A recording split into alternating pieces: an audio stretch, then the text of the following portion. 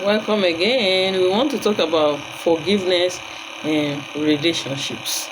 And I want you to know that forgiveness is vital for any relationship to keep going, keep moving. Resolving issues are very, very important. If forgiveness is learned, it is a skill for surviving any form of relationship, be it family, friends, relationships that are, emotional relationship, marriage and all that.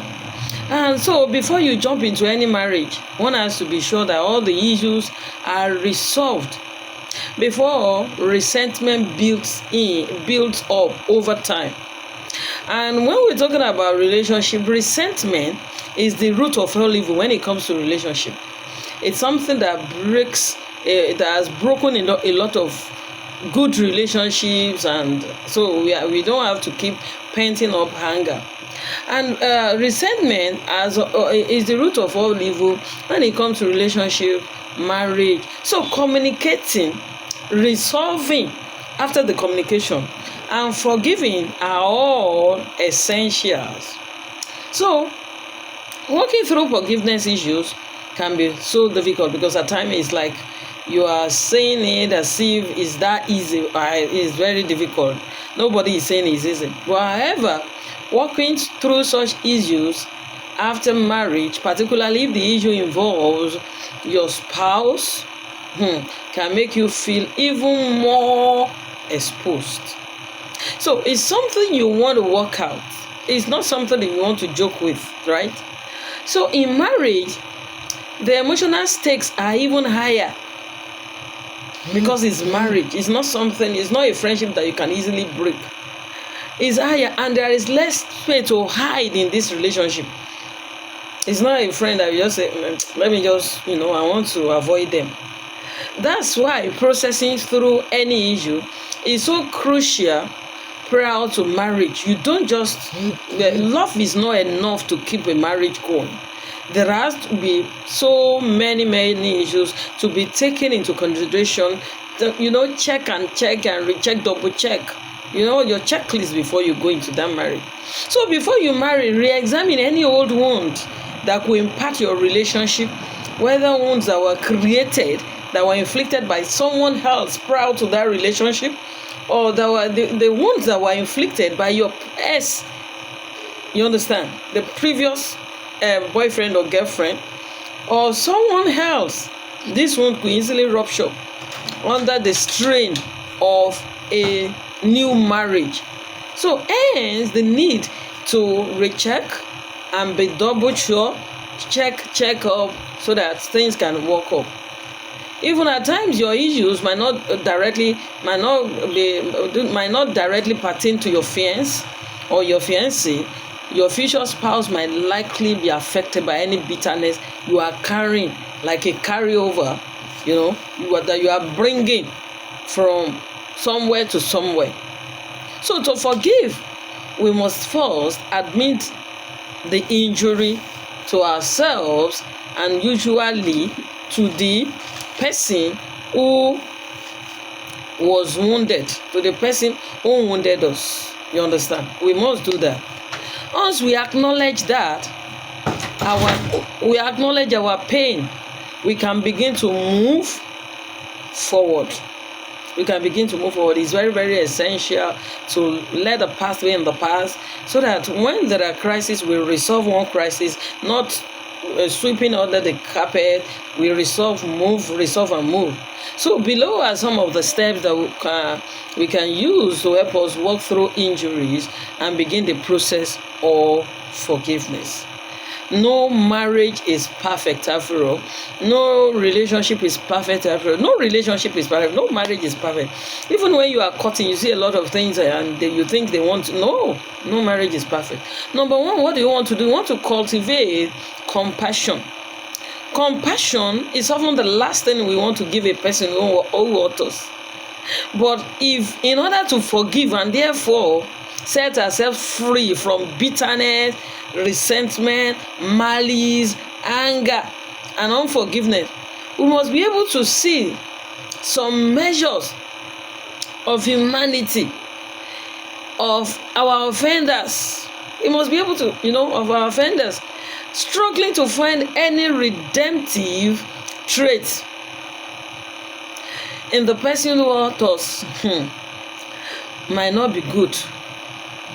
It might lead to further aggravation of the existing problems if you don't have compassion.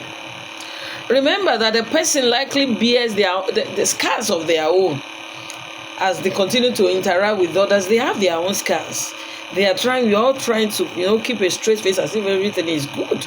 They might have their own scars. It might be their own past that is giving them issues. Though this does not, exonerate or trying to excuse their wrong behavior, but it may allow you as an individual to just feel enough empathy to forgiveness, to make forgiveness possible for the sake of your own marriage and your own peace of mind. There is no relationship that is perfect. No man, no woman, no boy, no girl, no fiancé or fiancée, even our ex, at times after we have left them, we and you meet another person, you might see some things that, what if I had waited with that one? Then process through deep wounds before you seek an apology. You may not feel the need to seek an apology for every broken relationship. You may not see the need most of the time. But if the person who hurt you is someone you still want in your life, what happens? If it's somebody you still love, you want them around, you can't do without them, you may need to discuss the matter with them, talk over it, in order to heal and move on in the relationship. It is very, very vital. Moving on. So, and it is not every time that we keep, dropping this person, keep dropping. For significant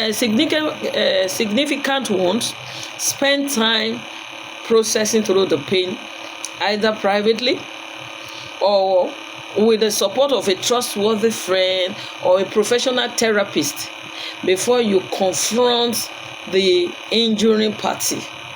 You understand? It allows you space to diffuse some of the, things that you have been piling up, some of the combustible emotions associated with what they have done for you, associated with the pain, before re-engaging with the person again.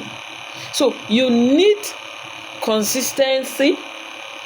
You need to be truthful to yourself. Do I still really want this relationship? You must be sure of that. Then number 3, you should be able to take a time out for relatively smaller issues.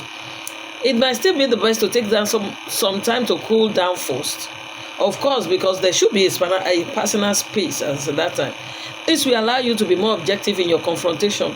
And of course, if it allows you to be more objective in your confrontation, what does it do? And to be more articulate about what is really bothering you. It is not all about shouting or, outpouring, outburst of anger that will solve issues. And not every injury, to be sincere, is intentional. So we must try to give the other person the benefit of doubt, especially when maybe they are first-time offenders, or especially in relation to lesser offenses. Or better still, ask the person to clarify what they meant. You understand? To make sure you are on the same page with them. To make sure that you are accurately interpreting their behavior. You understand? So it is time to learn the rudiment of forgiveness and move on. Be specific about the nature of the injury.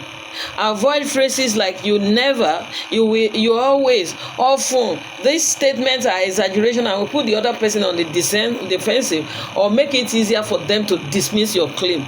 So you must try and pinpoint the specific words or action that ought to, and share how those actions and those words make you feel.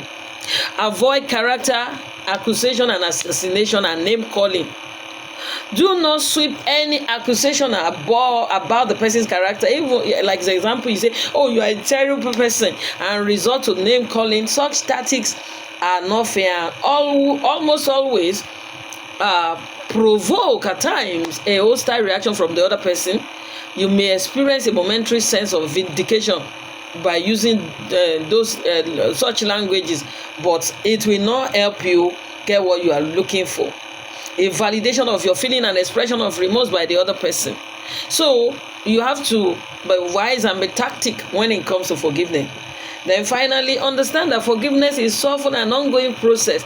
It never finishes, because before you have this conflict you are trying to resolve, another one is coming. Even after the confrontation, you may still find yourself battling with feelings of resentment. There is a corner in your heart that is still bitter somehow. There is a little bit of malice and bitterness and anger. The apology, if any, may have been unsatisfying if the apology was satisfactory, but you may still find old feeling popping up from time to time because of what they have done to you. So it is time to acknowledge, move on from the past, process all this pain as it surfaces, let the conflict be resolved, and try to renew your inner pledge to forgive them. Forgiveness is easy. It may not come easy to some people. It may not come instantaneously, but by renewing your commitment to forgive, you purge your heart and your future marriage of potential toxins. And if you're already in the marriage, it helps you to keep going. There is no marriage that is perfect. There is no perfect man, no perfect woman. We are all, trying to adjust and cope with ourselves. See you in the next video.